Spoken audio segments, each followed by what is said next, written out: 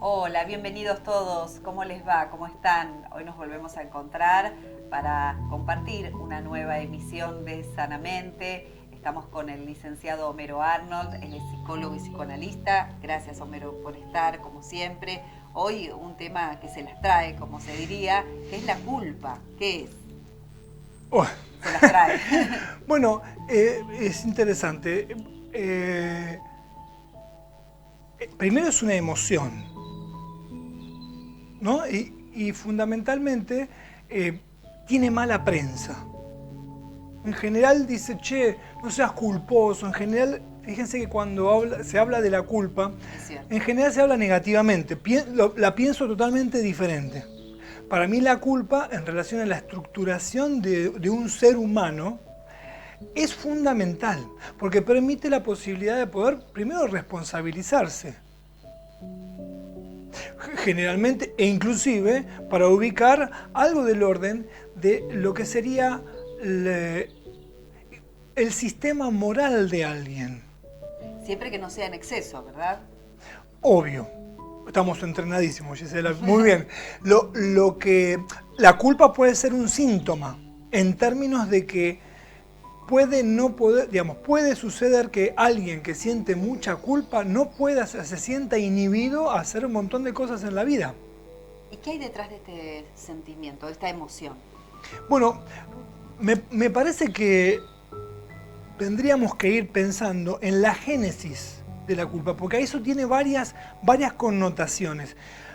Freud, acá voy con el maestro, Freud diría que la culpa es el conflicto que se produce entre el yo, o sea, cómo uno ve el mundo y cómo lo ordena en términos de valores, y los ideales, el ideal que tiene uno.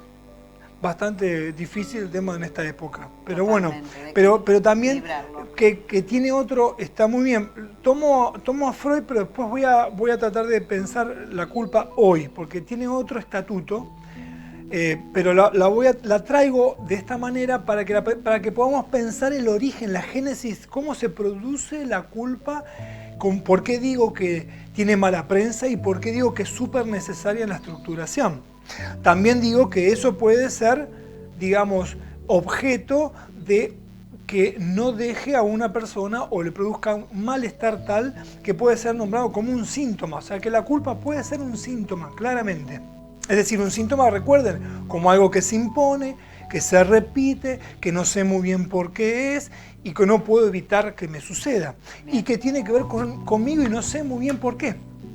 Entonces, siguiendo esas coordenadas, uno podría decir que si es un conflicto entre los ideales y lo que uno considera del mundo, uno podría decir que siempre hay como una instancia de observación de uno que dice si está bien o está mal lo que hago, o si es adecuado o no, si está... ¿Se entiende lo que quiero decir? Tiene que poder producirse una instancia de, digamos, de como un dron que a uno lo va mirando y lo va juzgando. Los neuróticos obsesivos tienen como su dron bastante grande, que los miran, muy activos, que lo miran, lo observan, le dicen lo que está mal, en general está casi todo mal, pero digamos, hacia donde quiero apuntar es que el problema es sostener, la culpa siempre es secundaria. Es decir, no venimos con la culpa construida, hay que construir todo un camino. Freud dice que dice que la culpa y la conciencia moral, o sea, la conciencia de que algo está mal o bien el dron, uno podría decir, es producto de un proceso. Ese proceso lo llamó super yo, que es que es producto de un acto psíquico que se llama el sepultamiento del complejo de Edipo. No voy a ir sobre eso porque es un lío, no quiero ir. Lo que nos interesa es que es producto de una operación, y esa operación tiene que ver con el complejo de Edipo. ¿Qué es el complejo de Edipo? ¿Cuál es el efecto? Que eso puede internalizarse. Lo que está bien y lo que está mal se puede internalizarse. Ya no los primeros años de vida, lo que está mal o está bien, está producido o está definido por un otro. Viene papá, viene mamá, viene un adulto que dice eso está mal, eso está bien. Bien. ¿Está? ¿Me siguen hasta ahí? ¿Qué pasa cuando hay ausencia total de culpa? Bueno, cuando esto no se constituye, puede ocurrir, a ver, los verdaderos culpables no tienen culpa. Las personas que, digamos, asesinos seriales, toda una serie, psicópatas. Los psicópatas, la psicopatía, si uno va a las entrevistas y a escucharlo en detalle, cuál es el texto que él dice, cómo lo dice, de qué manera lo dice, va a haber ausencia de culpa.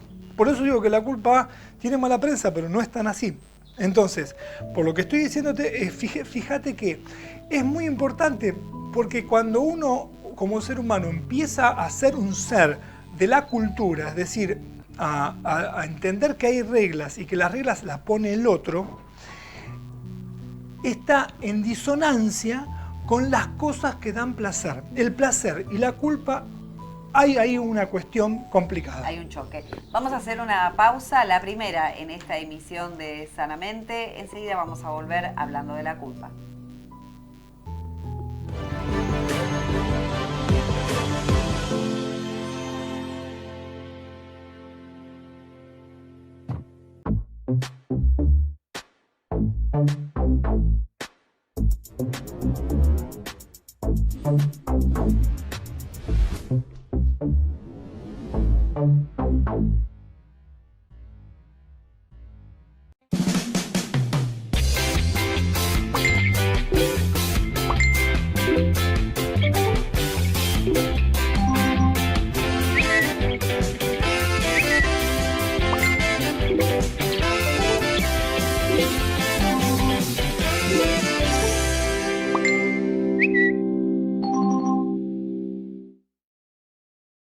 Licenciado Homero Arnold, psicólogo y psicoanalista. Contactate por WhatsApp al 11 61 97 56 26 o a través de las redes Facebook e Instagram o del sitio web.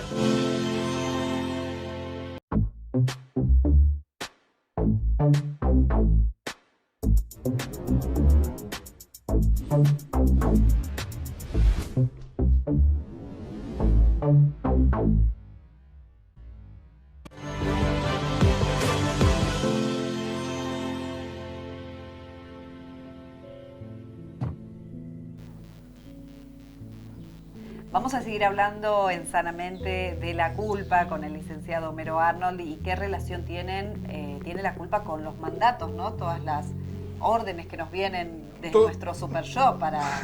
Eso, en el mejor de los casos, si uno tiene super yo, que es un, digamos, de vuelta tiene mala prensa, pero uno podría decir se internaliza. Fíjate que yo al final del bloque lo que les comenté es que un bebé, un niño que se está formando como ser humano y que empieza a construirse como tal, uno diría, hay una contradicción tremenda, porque por ejemplo, morder le da placer, gritar le da placer, escupir le da placer, golpear le da placer. Fíjate que la naturaleza, si hay alguna naturaleza humana, uno diría que es la agresión, y está en contraposición directa con lo que lo cultural trata de digamos, apaciguar, amainar, digamos, de marcarlo, por lo cual uno diría que Rousseau estaba equivocado con el salvaje, el buen salvaje, digamos, no, somos salvajes y punto. Ahora que viene un otro que trata de imponernos la regla, uno diría, ¿por qué un niño va a dejar de hacer eso que le da placer? Es muy importante. Para mí, y esto casi es una indicación, discúlpenme, para pensarlo, pero lo que hace que un niño ¿Qué hace que un niño renuncie a ese placer? Y esta condición lo hace educable. Me hago una digresión, pero me parece importante. Sí, sí. Lo que hace que un niño sea educable, que renuncie a eso, es el amor. O sea, la posible pérdida del amor. Por lo cual, si se pierde el amor, yo tengo que poder renunciar por eso. Se entiende. Fíjense que es la paradoja del amor. Porque uno dice, el amor es bueno, pero no es tan bueno, hay que poder renunciar para poder, ¿no? Hay que perder para ganar en un sentido. Por lo cual, la pregunta que queda acá es, ¿dónde va esa agresión? ¿Eso es una sobreadaptación que hace el niño? ¿Se podría decir? La sobreadaptación, yo diría que es otra cosa. Uno diría, sí, lo que hace es reprime eso, trata de, digamos, de ponerle lo que son diques psíquicos, que la vergüenza, la moral, tiene que ver con esos diques psíquicos que hacen que la agresión no prospere, ¿no? Y el pudor, perdón, me olvidé del pudor también. Ahí lo que hace es eso, la sobreadaptación, estaríamos pensando en algo mucho más, digamos, Freud, lo voy a responder con Freud. Sí. Freud dice que la pulsión siempre se satisface, es decir, la agresión, por ejemplo, que es lo pulsional, siempre se satisface. Entonces, ¿dónde va si se reprime? ¿A dónde va? Lo que dice él, que si no va para afuera, se vuelve a sí mismo. ¿Se entiende? Es decir, que con respecto, ¿cómo se vuelve? ¿Cuál es uno de los destinos de la pulsión? Uno de los destinos de la pulsión es la culpa. ¿Sí? Es decir, fíjate cómo eso funciona. ¿Por qué digo que es súper importante? Porque un niño que no puede, o sea, esto es para los papás, una educación, esto es una indicación freudiana, un niño que tiene una educación demasiado blanda en el marco de que permisiva, es un niño que va a tener una gran cantidad de culpa. Esa es la paradoja. Porque de última yo puedo enojarme con el otro porque me dice que no, puedo lanzarlo, puedo insultar, puedo lo que fuere que uno hace, a la ausencia de eso. ¿Las mujeres sentimos más culpa que los hombres? Bueno, sobre todo desde nuestro rol de madre. Bueno, con respecto a las mujeres, bueno, hay toda una cuestión. Me parece que no. Me parece que una cosa, muchos padres, o sea, a ver, padres, viste que hoy con el tema de la parentalidad, ser padre es una función, por lo cual es otra cuestión. Ser padre, vamos a sacar el género en cuestión, pero lo podemos pensar también, ¿por qué no? La madre en general, digamos, dada la condición de que es una parte, digamos, uno no puede entender muy bien qué es un hijo para una mujer que lo gestó, etcétera, porque ya es parte de él, es otro objeto totalmente diferente, por lo cual se comporta distinto. Y yo te diría que ser madre, yo lo veo en la clínica, hay una preocupación constante por los hijos, constante. Más allá de la edad. Y más allá de la edad, y esto es algo que es casi constitutivo. En una madre, digamos. No puede rajarse de eso. Quizás vía análisis eso puede aflojarse, digamos, y que no le venga, como digo, ahí viene la tendencia a la mala madre. Entonces ella dice, me siento un loco, soy mala madre, entonces hago mal esto, hago mal lo otro. Entonces ahí aparece la culpa. Exactamente, pero justamente eso, paradójicamente, es lo que no la deja ser o hacer o ejercer la función de madre en general. Tal cual. ¿Se comprende lo que quiero decir? Entonces, a lo que voy es justamente que la culpa tiene la paradoja del amor como algo necesario, como condición necesario para poder reprimir eso que nos sale, que es lo pulsional y que es lo para nada cultural, ¿no? Que a veces dejamos de lado proyectos o cuestiones por la culpa. Claramente, por eso lo que aparece ahí justamente es cómo uno transitó eso en ese momento, cómo fue dejando algunas marcas, cómo cada uno se relaciona con eso. Y eso de alguna manera, lo voy a decir freudianamente, condiciona a lo porvenir, digamos, ¿no? Es decir, hay gente, porque hay gente más culposa o menos culposa. Se trata justamente de cuál es la relación, cómo fue la relación con los otros que lo cuidaron y cómo él también se las arregló con esta prohibición y con esto que es lo que se llama diques psíquicos. Homero, gracias como siempre por ayudarnos a pensar todas nuestras problemáticas y dejarnos tan buenas ideas. Bueno, nos vemos la próxima. Eso. Y otra vez gracias por acompañarnos, a ustedes también, un placer como siempre. Los esperamos en la próxima emisión de Sanamente. Hasta entonces.